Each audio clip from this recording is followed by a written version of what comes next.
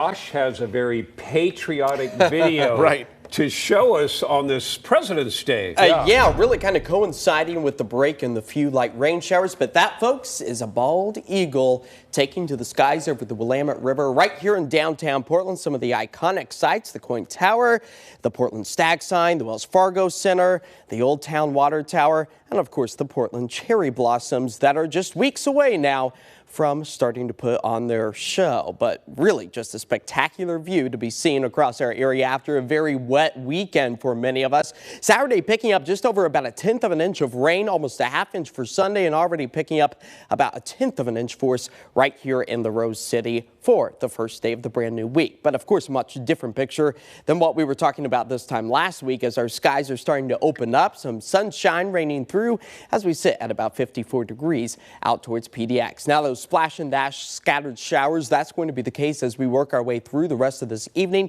Some of those yellows and oranges and even a few reds out towards parts of Clark County. Really a good indication of the heavier downpours that we anticipate to quickly race their way through parts of the I-5 corridor. But once you go up in elevation, that's where we are picking up on those snow flurries once more as the cloud coverage still remains widespread and will only continue to become intensified as our next storm system is already in the developing stages out over the Pacific Ocean. This comes in the form of a very weak atmospheric river that will be impacting much of the Pacific Northwest for much of this week. But at least for your showers past forecast tonight, expecting to hold on to those green bikes as the cloud coverage and mostly dry skies really start to push their way back into our area. But boy, temperatures on the comfortable side, low 50s by about 6 o'clock, and then we start to fall back into the mid 40s. But again, a much better picture than what we have been experiencing, as a few hit and miss showers are still a possibility for the rest of the night tonight. Then we prepare for this next cold front. It's going to be pushing its way back into the Pacific Northwest for the later half of the day tomorrow.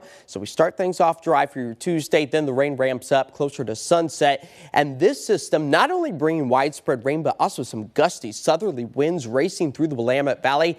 That's where we could potentially see some minor power outages in isolated locations just because of all the abundant moisture we've seen as of late, really starting to loosen up that soil as we also sit above freezing.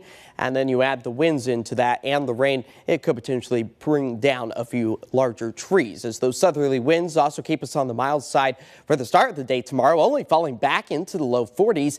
But once we get into the late evening hours tomorrow, that's when the next system pushes its way in. The widespread rain once again returning to our area. That's going to take hold all the way through Wednesday morning. But watch Wednesday afternoon, that's where those strong for southerly and then westerly winds really start to howl through much of the Pacific Northwest as heavy mountain snowfall also gets underway. Filling up those rain gauges close to about a ½ inch for the I-5 corridor as we push our way through the middle of this week. Coastal spots close to about 1.5 inches.